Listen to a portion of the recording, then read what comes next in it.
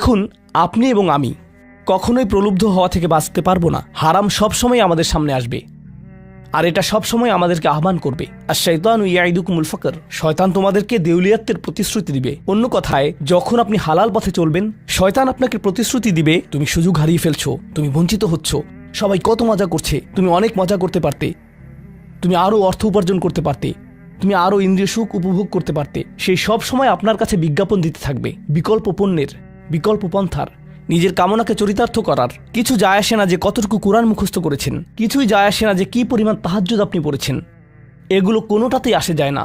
শয়তান থামবে না। দিন শেষে আপনি তো একজন মানুষই। দিন শেষে কামনা বাসনাগুলো আপনার মাঝে থাকবে, আর শয়তান থামবে না, সে আপনার পেছনে লেগেই থাকবে। শয়তানের একটা কৌশল আল্লাহ বর্ণনা করেছেন। তার মনস্তাত্ত্বিক কৌশলটি হল যায়্যানা লাহুমুশ শাইতানু আমালাহুম। শয়তান তাদের কাজগুলোকে তাদের কাছে আকর্ষণীয় করে দেয়। শয়তান আপনার কাছে আসবে, আপনাকে প্রলুব্ধ করবে। তখন আপনি বলবেন, হ্যাঁ এটা খারাপ, কিন্তু আমি তো অনেক ভালো কাজও করি। হ্যাঁ আমি এলোমেলো কাজ করছি, কিন্তু আমি তো নামাজও পড়ছি। আর আমি তো কাফেরও না, তো সমস্যার কিছু নেই। আর এইবার করেই আমি থেমে যাব। এমন না যে আমি এটা করতেই থাকবো, শুধু একবারই করব। এভাবে নিজেকে সব ধরনের যুক্তি দিতে থাকেন, নিজে নিজে এটাকে বৈধতা দিতে থাকেন। আপনার চিন্তায় এটা এখন আর অতটা খারাপ না। আর তারপর যখন এমন মানুষ চারপাশে থাকেন যাদেরকে বলেন যে এটা তো খারাপ, আর তারপর যখন এমন মানুষের চারপাশে থাকেন যাদেরকে বলেন যে এটা তো খারাপ, তারাও আপনাকে বলে, না ভাই কাম অন, এটা অতটা খারাপ না, থামো তো, এরকম কথা বলো না, না আল্লাহ ওইরকম না, আল্লাহ তোমাকে শাস্তি দিবেন না, কেন এরকম হতাশাজনক কথা বলছো, তুমি অতিরিক্ত চিন্তা করো। আপনি তা শুনেন, আর এটা আপনাকে প্রভাবিত করতে শুরু করে। কিন্তু যখন কাজটা করে ফেলেছেন, যেটাই করেছেন, হতে পারে এটা অ্যালকোহল অথবা অন্য কোনো মাদক, এটা কারোর সাথে সম্পর্ক হতে পারে, সেটা যাই হোক, যখন নিজেকে বলেন যে এটাই শেষবার, কিন্তু এটাই শেষ তো না। কারণ যখনই কাজটা ঘটে যায় আর কয়েকদিনের মধ্যে অনুশোচনাও কেটে যায়, তখন মোবাইলে আরেকটা মেসেজ চলে আসে, তারপর আরেকটা দাওয়াত আসে, তারপর আপনি বলেন না এটাই শেষবার, আবারও সেই চক্রে আটকে যান, আর আবারও সেটা করেন, আর তা করতেই থাকেন।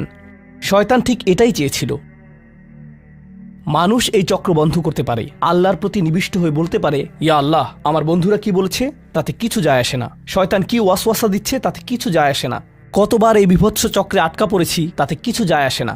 আমি ফিরে আসলাম, আমি ফিরে আসলাম 2 দিন অনুতপ্ত থেকে আবারও পাপে লিপ্ত হওয়া থেকে। আমি ফিরে আসলাম আপনার কাছে ক্ষমা চাওয়ার পর আবারও পাপ করা থেকে। ওয়ালাম ইউসিরু আলা মা ফাআলু ওয়া হুম ইয়ালামুন। তারা পাপ কাজগুলো বারবার করে না, আর তারা জানে যে তারা কি করছে। আমি সেই লোকদের অন্তর্ভুক্ত হব না। ওয়ালাইসাতিত তাওবাতু লিল্লাযিনা ইয়ামালুনাস সাইয়্যাত।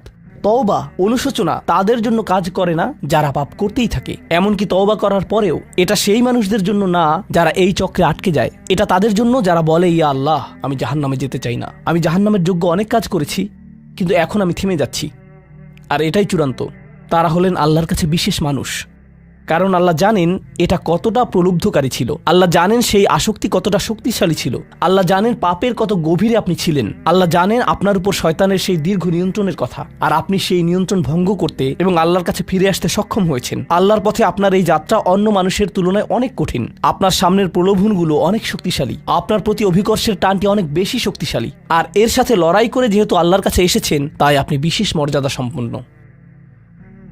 এটা মনে করবেন না যে আমি তাহাজ্জুদ পড়ি না তাই আমি অতটা ভালো না, অথবা আমি আরবি জানি না, বা আমি এখনো সম্পূর্ণ কোরআন পাঠ করিনি আর আমি তাজবিদের নিয়মগুলো জানি না। না না না না না, আপনার বিশেষত্ব এজন্য না যে আপনি 17 বার হজ করেছেন। আপনার জ্ঞান এবং ইবাদতের জন্য আপনি আল্লাহর কাছে বিশেষ না, আপনি আল্লাহর কাছে বিশেষ মর্যাদা সম্পন্ন, কারণ আপনি পাপ থেকে বেরিয়ে এসেছেন আর আপনি শুধু তার ভয়েই ভীত।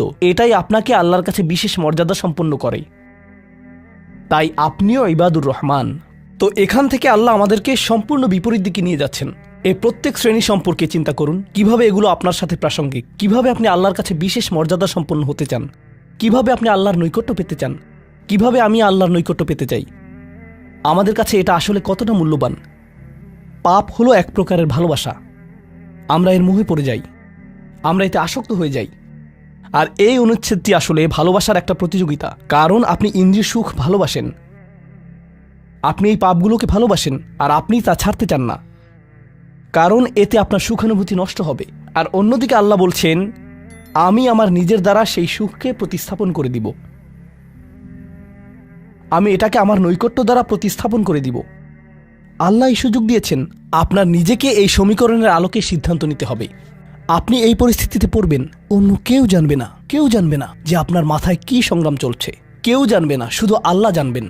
আর প্রসঙ্গক্রমে উদাহরণস্বরূপ আপনাদের কেউ কেউ যখন হারাম সম্পর্কে জড়ান, নিশ্চিত বলছি না, আপনাদেরকে অভিযুক্ত করছি না, কোনো মানুষ, আপনারা না, কোনো মানুষ যাদেরকে আপনারা চিনেন, তারা হয়তো অনৈতিক সম্পর্কে জড়িত, আর আপনি তা থেকে বের হতে চাচ্ছেন। তো আপনি এই আলোচনা শুনে তাকে মেসেজ দিলেন, আমি আর এটা করতে পারবো না। সে উত্তর দিল, তুমি কি আমাকে ভালোবাসো না? তুমি এখন আমাকে ঘৃণা করো? তুমি কি মনে করো যে আমি তোমার জাহান্নামে যাবার কারণ? আমি কি এতটাই খারাপ? এখন আপনি বলছেন, না তুমি অতটা খারাপ না, না আমি তোমাকে ভালোবাসি, তুমি মোটেই খারাপ না, তুমি অনেক ভালো। ঠিক আছে, যদি আমার সাথে সম্পর্ক সমাপ্ত করতে চাও, আজকে রাতে আমার সাথে দেখা করো, আর আমার মুখের সামনে এটা শেষ করো। না, এটা আমি করতে পারবো না। ঠিক আছে, তুমি আমাকে ঘৃণাই করো, আচ্ছা ঠিক আছে, আমি আসছি। এটা আবার শুরু হয়ে গেল, আর এরপর আপনি আবারও তওবা করতে চান। দেখতে পাচ্ছেন, এটা শুধুমাত্র আপনি না, আপনি হয়তো আবেগগতভাবে কোনো কিছুতে জড়িয়ে যেতে পারেন, আর এখন আপনি আবেগগতভাবে ব্ল্যাকমেলের শিকার হচ্ছেন। এর দ্বারা আপনি খারাপ বোধ করবেন। আপনাকে এর বিরুদ্ধে যুদ্ধ করতে হবে, আপনাকে এটা অবদমন করতে হবে, আর আপনাকে উপলব্ধি করতে হবে যে আপনি হয়তো কাউকে হতাশ করছেন, কিন্তু আল্লাহকে সন্তুষ্ট করছেন। আর আপনি এটা শুধু নিজের জন্যই করছেন না, বরং এটা ওই মেয়ের জন্যও করছেন, বা ওই ছেলের জন্যও করছেন যে আপনার মেসেজের জবাব দিচ্ছে। সে আল্লাহর সামনে দাঁড়াবে, এটাও আপনি চান না। আপনি যদি তাকে আসলেই ভালোবাসেন, শুধুমাত্র যদি তাকে কামনা না করেন, বরং তাকে ভালোবাসেন, তাহলে আপনি তাকেও রক্ষা করতে চাইবেন। তো এখন আমরা খুবই অপ্রত্যাশিত স্থানে চলে যাচ্ছি। আল্লাহর কাছে আরও কে বিশেষ মর্যাদা সম্পন্ন? আল্লাযীনা ইযা আনফাকু লাম ইউসরিফু ওয়া লাম ইয়াকতুরু ওয়া কানা বাইনা যালিকা কওয়ামা। এই মানুষেরা যখন তারা অর্থ ব্যয় করে, তারা সকল অর্থ উড়িয়ে দেন না, তারা অতিরিক্ত খরচ করেন না, আর তারা কৃপণও নয়। তারা অনেক বেশি খরচ করেন না, আর তারা অনেক কমও খরচ করেন না। তাদের বাজেট ভারসাম্যপূর্ণ। বাজেটের সাথে আল্লাহর নৈকট্যের সম্পর্ক কি? সম্পর্ক রয়েছে, কারণ আল্লাযীনা ফি আমওয়ালিহিম হাক্কুন মালুম, তাদের অর্থে অন্যদের অধিকার রয়েছে যা সুবিদিত। আপনার পিতামাতার অর্থনৈতিক সহায়তা প্রয়োজন, আপনার সন্তান, আপনার ভাই বোন, আপনার স্ত্রীর প্রয়োজন, এমন অনেক ক্ষেত্র রয়েছে যার জন্য আপনার অর্থ প্রয়োজন। কিন্তু যখন আপনি প্রয়োজনহীন জিনিসে আসক্ত হয়ে পড়েন, আর আপনার অর্থ যখন ব্যয় হয় সিনেমার পর সিনেমা, সিনেমার পর সিনেমায়, সাবস্ক্রিপশনের পর সাবস্ক্রিপশনে, গেমের পর গেম, এরপর গেমে, গাড়ির জন্য নতুন যন্ত্রাংশ কেনার পেছনে, যেই চাকা দেখতে উল্টো দিকে ঘূর্ণায়মান, তার প্রয়োজন আপনার নেই। সেগুলো আপনি দেখবেন না যখন আপনি গাড়ি চালাবেন, সেটা অন্য কেউ দেখবে। এগুলো ঘুরবে অন্য কারো জন্য, আপনার জন্য না। যন্ত্রাংশ অথবা ডিভাইস। আপনি নতুন আইফোন ছাড়াও বেঁচে থাকবেন, এতে কোনো ক্ষতি হবে না। স্যামসাং যদিও কিছুটা বিপজ্জনক, তারপরও অনেক বোনেরা পার্স অথবা ব্যাগের জন্য এমনটা করেন। ও আল্লাহ, এই ব্যাগগুলোর কোনোটার দাম কয়েক লাখ টাকা। বলছি না যে আপনি এগুলোর কোনোটাই কিনতে পারবেন না, কিন্তু আল্লাহ বলছেন ঠিক আছে খরচ করো, কিন্তু অতিরিক্ত খরচ করো না। আপনাদের কারো কারো জন্য আবার সবচেয়ে খুশির বিষয় হলো টাকা ধরে রাখা। আপনি স্ত্রীকে সাথে নিয়ে সুপার শপে গিয়েছেন, তিনি এক প্যাকেট দুধ নিলেন। আমাদেরকে এত বেশি দুধ প্রয়োজন, ছোট প্যাকেট নিতে পারো না? ডিসকাউন্টের জন্য অপেক্ষা করতে পারো না? এটা দুধ, এটা ডিম, এগুলো নিয়ে কৃপণতা না করলে হয় না? এমন মানুষ রয়েছে যারা প্রাপ্য মানুষদের টাকা ধরে রাখে। আপনার সন্তানদের অর্থ প্রয়োজন, তাদের চলার জন্য কিছুটা পকেট খরচ প্রয়োজন, আপনার স্ত্রীর কিছুটা অর্থ প্রয়োজন। যদি তিনি গৃহ ব্যবস্থাপনার দায়িত্বে থাকেন আর তিনি নিজে উপার্জন না করেন, আর তিনি আপনার কাছে বলেন আমি কি 500 টাকা পেতে পারি? কিসের জন্য তোমার টাকা প্রয়োজন? আমাকে সম্পূর্ণ প্রতিবেদন প্রদান করবে, সকল রিসিট দেখাবে। দাঁড়ান, 1 মিনিট থামুন। এটা লাম ইয়াকতুরু, এটা আপনার জন্য চ্যালেঞ্জ হতে পারে।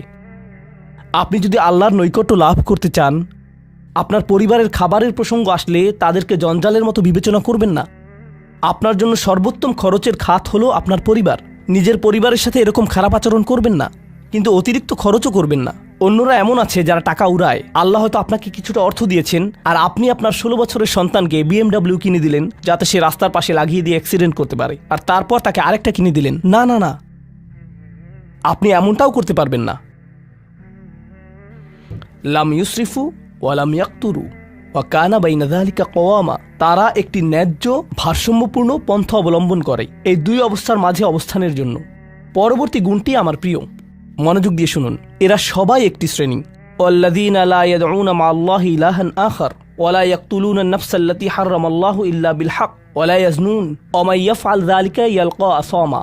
তারা আল্লাহর পাশাপাশি অন্য কোনো উপাস্যের কাছে প্রার্থনা করে না, আর আল্লাহর পাশাপাশি অন্য কোনো উপাস্যের কাছে প্রার্থনা না করা অবস্থায় তারা কাউকে হত্যা করে না এবং তারা ব্যভিচারে লিপ্ত হয় না। তিনটি বিষয়, তারা আল্লাহ ছাড়া কারো কাছে প্রার্থনা করে না, এর সাথে রয়েছে তারা হত্যা করে না এবং তারা ব্যভিচার করে না। তিনটি বিষয় একসাথে। এটা তো অসাধারণ কোনো অর্জন নয়। কেউ বলতে পারে যে হ্যাঁ, আমি তো তালিকায় এসে পড়েছি, আমি কাউকে হত্যা করিনি। কিন্তু জানেন কেন এটা বৈশিষ্ট্যসূচক? কারণ এই বিষয়গুলো খুবই প্রাথমিক স্তরের, তাই না? অন্য অনেক কবিরা গুনাহ রয়েছে, কিন্তু আল্লাহ বলছেন যে তোমরা আল্লাহর কাছে বিশেষ মর্যাদার অধিকারী হতে পারবে যদি তোমরা শুধু এটুকু করো। কেন এটা বিশেষ মর্যাদাপূর্ণ? মক্কার মানুষদের কথা চিন্তা করুন, সেই সমাজের কথা চিন্তা করুন যার মাঝে কোরআন এসেছিল। সেই মানুষগুলো হাজার বছর ধরে শিরকে লিপ্ত ছিল। হত্যা তাদের কাছে সাধারণ বিষয়ে পরিণত হয়েছিল, জিনা কোনো বিষয়ই ছিল না। আর এগুলো বড় বিষয় ছিল না তাদের পূর্বপুরুষ অথবা তাদের পূর্বপুরুষ অথবা তাদের পূর্বপুরুষের কাছে। এগুলো ছিল জীবনেরই অংশ। জীবন ছিল গ্যাংস্টারের মতো। আর যখন তারা এই সকল কিছু ছেড়ে আল্লাহর কাছে আসলো, তাদের পরিবার কি বলেছিল যে ও তুমি তো এখন মুসলিম, কংগ্রাচুলেশনস। তাদেরকে সকল ধরনের বিভৎস অভিজ্ঞতার সম্মুখীন হতে হয়েছিল, তাদের প্রিয় মানুষদের কাছ থেকে, তাদের সমাজ থেকে, তাদের বন্ধু বান্ধবদের কাছ থেকে, কারণ তারা সেই অপরাধগুলো ত্যাগ করেছিলেন, তাই না? কিছু মানুষের জন্য শুধুমাত্র ঈমান গ্রহণ করা, শুধুমাত্র অপরাধী জীবন থেকে বেরিয়ে আসা, শুধুমাত্র জিনা থেকে বেরিয়ে আসা ছিল এতটাই বড়। আপনারা যারা সম্মানিত পরিবারে বেড়ে উঠেছেন, পরিশুদ্ধ পরিবেশের মাঝে ছিলেন, আপনার জন্য সেই ধরনের বিপত্তিতে না পড়াটা সহজ অথবা সহজতর। এখনকার সময়ে যে কোনো কিছুই সহজ, কিন্তু আপনাদের যারা অমুসলিম অবস্থা থেকে এসেছেন, আপনি চারপাশে অপরাধ সংঘটিত হতে দেখেছেন, আপনি চারপাশে মাদকের আসর দেখেছেন, আপনি চারপাশে নারী লিপ্সা দেখেছেন, প্রত্যেক সাপ্তাহিক ছুটির দিনই ক্লাবে যেতেন, আর তারপর আপনি আল্লাহর পথে আসলেন, আপনি ঈমান গ্রহণ করলেন। সেই জীবন থেকে আপনার এই যাত্রাটি ছিল বিশাল এক যাত্রা, আর আল্লাহ এটা স্বীকার করেছেন এবং বলেছেন যে এটা বেশ বড় ব্যাপার যে কিছু মানুষ এমনটা করেছে। শুধু এই বিবেচনায় তারা বিশেষ মর্যাদাময়, তারা অন্য কিছু জানে না, তাদের ব্যাপক কোনো জ্ঞান নেই, কিন্তু মূল বিষয় হলো তারা আল্লাহর সন্তুষ্টির জন্য হিজরত করেছেন, তারা সেই বড় পাপগুলো থেকে আল্লাহর অভিমুখে যাত্রা করেছেন। এটা অবিশ্বাস্য, কিন্তু এই আয়াতগুলোতে আল্লাহর করুণা এখনো সমাপ্ত হয়নি। প্রথমত সেই তিনটি বিষয় যা আমি উল্লেখ করেছি, শিরক বা আল্লাহ সম্পর্কে অশ্রদ্ধা প্রদর্শন করা, হত্যা এবং ব্যভিচার, এগুলো অনেক বড় পাপ। তো আল্লাহ কি বলছেন? ইউদাআফ লাহুল আযাবু ইয়াওমাল কিয়ামা ওয়া ইয়াখলুদ ফীহি মুহানা। এমন মানুষের জন্য শাস্তি দ্বিগুণ করা হবে আর তারা সেখানে থাকবে অপমানিত অবস্থায়। এই পাপগুলো আল্লাহর কাছে ছোট বিষয় না, বিশেষত তিনটা পাপ একসাথে। কিন্তু প্রসঙ্গক্রমে সবচেয়ে খারাপ অপরাধ শিরক। সবচেয়ে খারাপ অপরাধের মধ্যে দ্বিতীয়টি হলো যখন আপনি একজন ব্যক্তিকে হত্যা করেন। এটা কাকে হত্যা করার সমতুল্য? গোটা মানবজাতিকে। এটা হলো দ্বিতীয় বৃহত্তম অপরাধ। আর তারপর তৃতীয় বৃহত্তম অপরাধ কোনটি? জিনা। এই তিনটি একসাথে এসেছে একটি আয়াতে।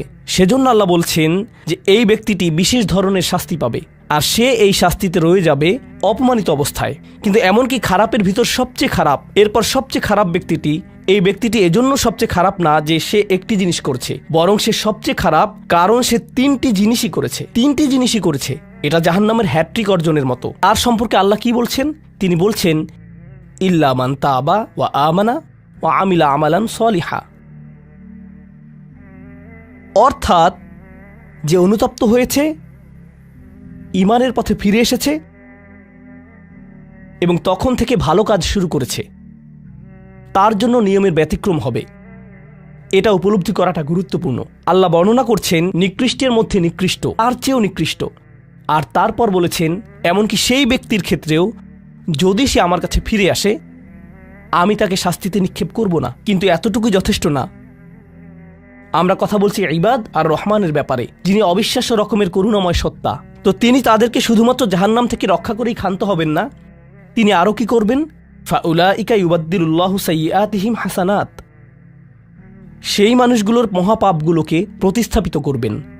আর আমি আপনাদেরকে মনে করিয়ে দিচ্ছি সেই পাপগুলো কি? শিরক। ইন্নাশ শিরকা লাযুলমুন আযীম। হত্যা, কাআন্নামা কাতালান নাসা জামিআ, সে যেন গোটা মানবজাতিকে হত্যা করলো।